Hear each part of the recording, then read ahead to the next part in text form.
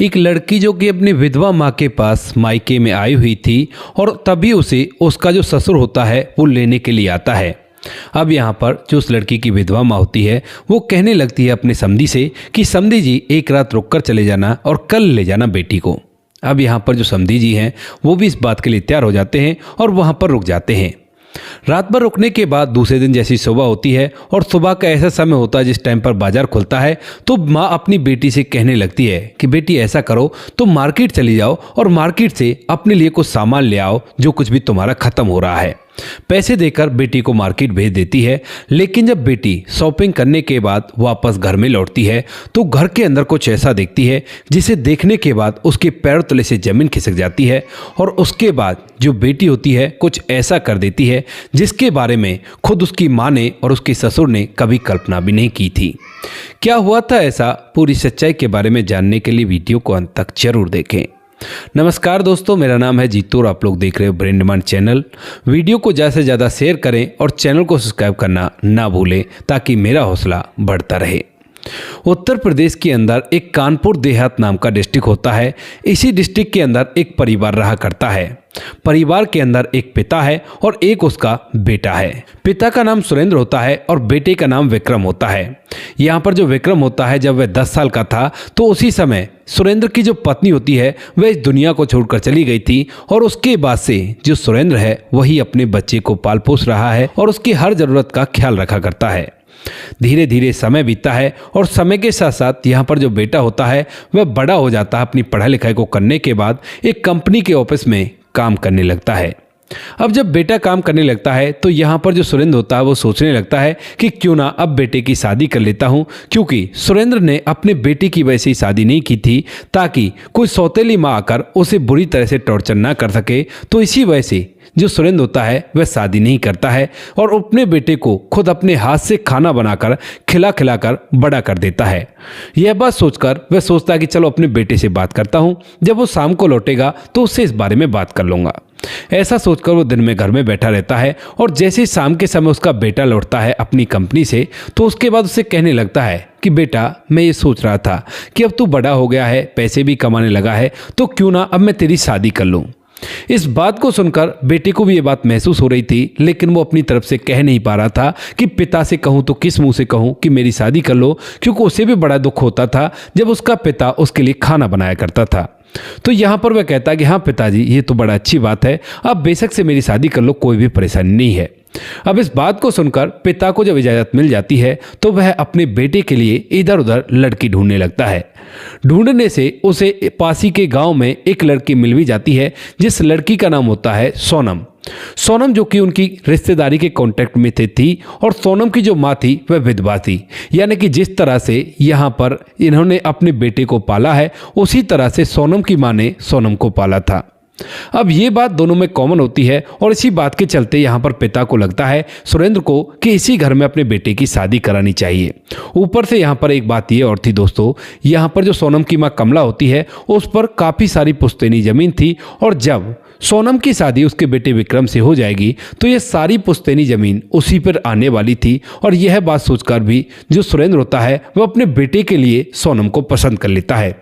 इधर यहाँ पर जब कमला को ये बात पता चलती है कि इसी तरह से वो लोग हैं तो वो भी इस रिश्ते के लिए झट से हामी भर देती है। और यहाँ पर जब लड़का लड़की एक दूसरे को देखते हैं तो वो लोग भी एक दूसरे को पसंद कर लेते हैं। इसके बाद धीरे धीरे समय बीतता है और समय के साथ साथ शादी का दिन नज़दीक भी आ जाता है। 2025 में उन दोनों की शादी होती है और शादी होने के बाद जो सोनम है वो दुल्हन बनकर अपने पति विक्रम के घर में चली जाती है और वहीं पर उसके साथ रहने लगती है। धीरे धीरे समय बीतता है और समय के साथ साथ जो सोनम है वो अच्छी तरह से अपने ससुर जी का ख्याल रखा करती है, घर के काम को किया करती है। और जो विक्रम होता है वह विक्रम अपनी कंपनी के काम को किया करता है, बाहर से पैसे कमाया करता है और घर अच्छी तरह से चल रहा था, कोई भी कैसी भी दिक्कत नहीं थी। लेकिन जैसे ही धीरे धीरे इनकी शादी को लगभग 8 महीने बीतते हैं तो 8 महीने बाद यहाँ पर जो सोनम होती है वो एक दिन अपने मायके में चली जाती है अपनी माँ के पास और अक्सर वो ऐसे जाती रहा करती थी। उसके बाद जब उसको कई दिन हो जाते हैं वहाँ पर जाए हुए तो यहाँ पर जो सुरेंद्र होता है वह एक दिन सुबह सुबह अपने बेटे से कहने लगता है कि बेटा देखो बहू को जाए हुए काफ़ी दिन हो गए हैं, तो तुम ऐसा करो जाकर बहू को ले आओ, यहाँ पर काम धंधे को अपने आप संभाल लेगी, मुझसे अब ज़्यादा ये काम धंधा नहीं देखा जाता। इस बात को सुनकर यहाँ पर जो विक्रम होता है वह कहने लगता है कि पिताजी, बात तो आपकी सही है, लेकिन माँ जी इस बार कह रही थी कि अपने पिता को भेजना, वो कभी भी नहीं आते हैं इस तरह से बहू को लेने के लिए, तो इस बार वो आएंगे। यहाँ पर इस बात को सुनकर जो पिता होता है सुरेंद्र, वो भी कहता है कि अगर ऐसी बात है तो ठीक है, मैं चला जाऊँगा, मुझे भी इस बात से कोई भी आपत्ति नहीं है। इसके बाद जब बेटा तो कंपनी चला जाता है, लेकिन वहीं पर जो विक्रम का पिता सुरेंद्र होता है वह अच्छी तरह से तैयार होता है, सजता संवरता है और वहां से अपनी बहू के मायके में उसे लेने के लिए निकल देता है। रास्ते में से वो कुछ सामान भी खरीदता है और जब उस सामान को लेकर वह उस घर में जाता है जो कि उसकी बहू का मायका था, तो वहां पर जाने के बाद उसे उसकी समधन मिलती है जिसका नाम कमला होता है। और कमला देखते ही अपनी संधि को बहुत ज़्यादा खुश हो जाती है और उसकी आवभगत करने लगती है। यहाँ पर वह उसको अच्छे अच्छे सामान खिलाती है, यानी कि चाय नाश्ता कराती है और फिर खाने के लिए कहती है। लेकिन जब यहाँ पर सुरेंद्र कहने लगता है कि ठीक है जी, अब हम चलते हैं और लड़की को तैयार कर दो, तो उसके बाद यहाँ पर जो कमला होती है वो कहने लगती है कि देखिए, आप ऐसे आया नहीं करते, तो आज ऐसा करो, आज एक रात रुक कर जाओ और उसके बाद आप चले जाना। अब इस बात को सुनकर यहाँ पर जो सुरेंद्र होता है उसे इस बात से कोई भी आपत्ति नहीं होती है और वह कह देता है कि ठीक है, अगर ऐसी बात है तो मैं रुक जाता हूँ, कोई भी परेशानी नहीं है। इसके बाद यहाँ पर जो सुरेंद्र होता है वहीं पर रुकने का फैसला कर लेता है और वहाँ पर रुक जाता है। सुरेंद्र वहां पर रुक जाता है और रात के समय में भी यहाँ पर जो कमला होती है वो अपने समधी से ढेर सारी बातें करती है और उसके पास ही उसकी आवभगत में बैठी रहती है। अच्छे से उसके लिए खाना बनाया जाता है और खाना बनाने के बाद उसे अच्छे से खाना खिलाकर एक कमरे में अलग से सुला दिया जाता है। माँ बेटी एक दूसरे कमरे में सो गई थी और धीरे धीरे ये रात कंप्लीट हो जाती है।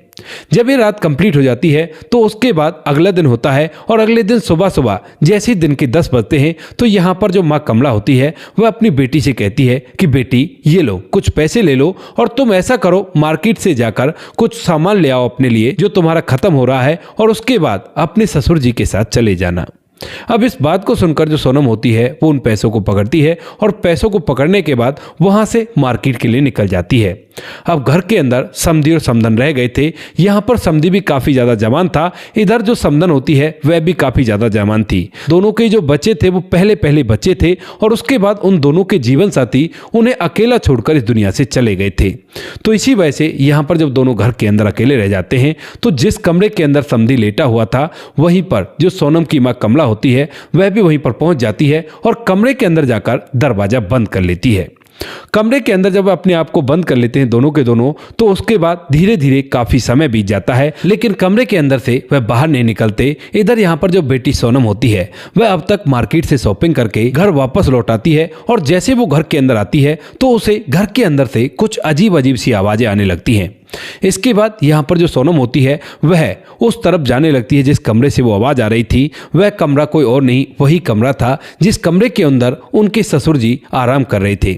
इसके बाद वह जब नजदीक जाती है तो आवाजों को सुनकर वह पहचान जाती है कि कमरे के अंदर क्या हो रहा है और इसी वजह से वह दरवाजा ना खटखटाकर खिड़की की दरार से देखने लगती है और जैसे ही दरार से झांक कर वो देखती है तो एकदम से उसकी आंखें फटी के फटी रह जाती हैं, क्योंकि उस कमरे के अंदर उसकी माँ और उसके ससुर जी कुछ ऐसा कर रहे थे जो शायद उनको नहीं करना चाहिए था।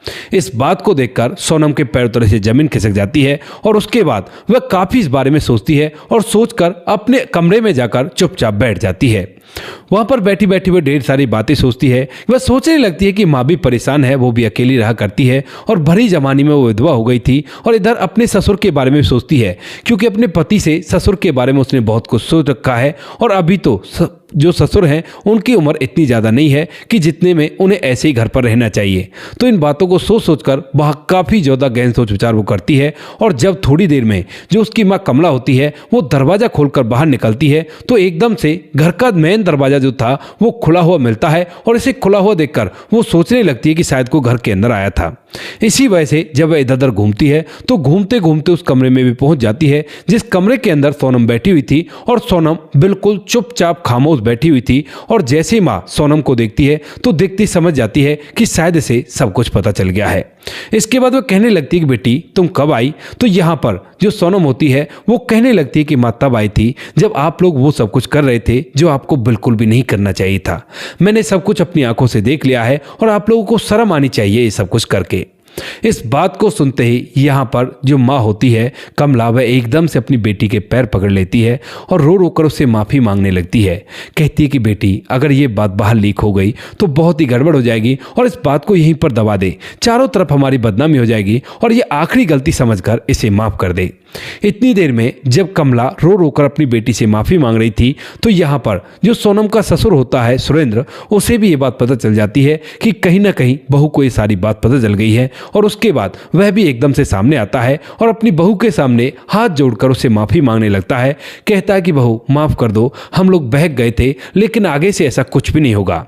लेकिन अब तक जो सोनम होती है वो बहुत कुछ सोचकर एक फैसला कर चुकी थी और उसके बाद जो बात सोनम कहती है उसे सुनने के बाद सोनम की माँ और सोनम के ससुर दोनों के पैर तले से जमीन खिसक जाती है। यहाँ पर सोनम कहती है कि ससुर जी, अब आप ना मेरी माँ के पास ही रहो और मैं तो अपने पति को बुलाकर चली जाऊंगी, लेकिन आपको यहीं पर रहना होगा। यहाँ पर इस बात को सुनकर वो लोग हैरान हो जाते हैं और थोड़ी देर तक तो सोनम की तरफ देखते ही रह जाते हैं। तभी दोबारा से माफ़ी मांगने लगते हैं, लेकिन तभी जो सोनम होती है वह कहती है कि आप चिंता मत करो, मैं इस बात को किसी को भी नहीं बताऊंगी और मैं काफ़ी देर से इस बात को सोच रही थी। दरअसल आप दोनों ने हम बच्चों के लिए बहुत कुछ किया है, तो क्या हम बच्चे मिलकर आपके लिए कुछ भी नहीं कर सकते? जब आप दोनों एक दूसरे के साथ रहकर अच्छा महसूस कर रहे हो तो एक साथ रहो, इसमें कौन सी बुराई है? हम आपको बिल्कुल भी डिस्टर्ब नहीं करेंगे और आप मेरी माँ के पास रह लेना और मैं आपके बेटे के पास रह लूंगी, कोई भी दिक्कत नहीं है।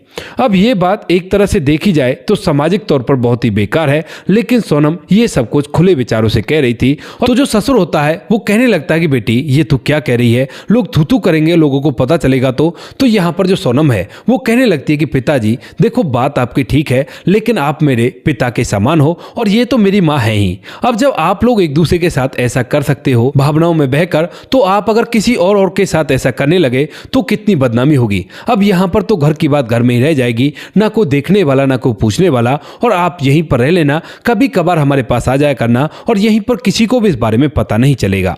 इस बात को सुनकर यहाँ पर जो ससुर होता है वो सोचने लगता है और कहता है कि बेटी, तेरा पति नहीं मानेगा। लेकिन तभी यहाँ पर जो सोनम होती है वह अपना फोन निकालती है और विक्रम के पास फोन करके उसे सारी बातें बता देती है। कहती है कि मैंने फैसला किया है कि आपके पिता आज से मेरी माँ के पास रहेंगे, उनको भी देखभाल की जरूरत है। और उसके बाद जब विक्रम इस बात का विरोध करता है, यहाँ पर सोनम दूसरे कमरे में जाकर बातचीत करने लगती है और बातचीत के दौरान जो विक्रम होता है वह भी मान जाता है। कहता है कि ठीक है, अगर ऐसी बात है तो कोई बात नहीं, मैं अभी तुम्हें लेने के लिए आ रहा हूं और तुम मेरे साथ आ जाना और पिताजी वहीं पर रह आएंगे। दरअसल सोनम ने विक्रम से कहा था कि देखो, अगर ये लोग हमारे लिए इतना कर सकते हैं तो हम इनके लिए कुछ क्यों नहीं कर सकते? जब इन्हें थोड़ी बहुत खुशी मिलती है इस चीज से तो इन्हें एक साथ रहने दो, हम इन्हें अलग क्यों करें? यहाँ पर जो विक्रम होता है वह इस बात को सुनकर मान जाता है और उसे भी समझ आ जाता है कि उसकी पत्नी क्या कह रही है। उसके बाद विक्रम वहां से गाड़ी लेकर सीधा सोनम के मायके में आता है और वहां पर आकर अपने पिता के सामने कहता है कि ठीक है पिताजी, आप आराम से रहो, कोई भी दिक्कत नहीं है और कैसी भी कोई परेशानी नहीं है, मैं बिल्कुल भी इस बात में विरोध नहीं करूंगा, लेकिन ख्याल रहे कि किसी और को इस बारे में ना पता चले। ऐसा कहकर जो विक्रम होता है वह अपनी पत्नी को लेकर वहां से वापस लौट आता है और उसके बाद यहाँ पर आज भी सुरेंद्र और कमला एक साथ रह रहे हैं। वो बड़े खुश हैं, अड़ोसी पड़ोसी बात तो बनाने लगे हैं, लेकिन इन बातों से उन पर कोई भी फर्क नहीं पड़ता है। बाद में ये बात भी पता चल गई है कि उन दोनों को शादी के टाइम से ही एक दूसरे पसंद आ गए थे और उसके बाद से यहाँ पर जो विक्रम का पिता होता है सुरेंद्र, वह बार बार अपने घर से चला जाया करता था और वह सीधा सोनम की माँ के पास जाया करता था, कमला के पास, और वहां पर वो लोग अच्छा समय व्यतीत किया करते थे। बाकी दोस्तों, ये थी आज की कहानी। आपको जैसी भी लगी हो कमेंट सेक्शन में बता देना। वीडियो अगर अच्छी लगे तो वीडियो को लाइक और चैनल को सब्सक्राइब जरूर करें ताकि हमें थोड़ा सा हौसला मिल सके आप लोगों के लिए ऐसी अच्छे वीडियो बनाने के लिए। इन कहानियों को सुनाने का उद्देश्य किसी को परेशान करना बिल्कुल भी नहीं है। ये कहानियां आपको इसलिए सुनाई जाती हैं ताकि आप लोग इन कहानियों में से कुछ ना कुछ सीख सको और अपने जीवन में उस चीज को अप्लाई कर सको। मिलते हैं किसी नेक्स्ट वीडियो नए टॉपिक के साथ, तब तक के लिए जय हिंद, जय भारत, जय हिंदुस्तान।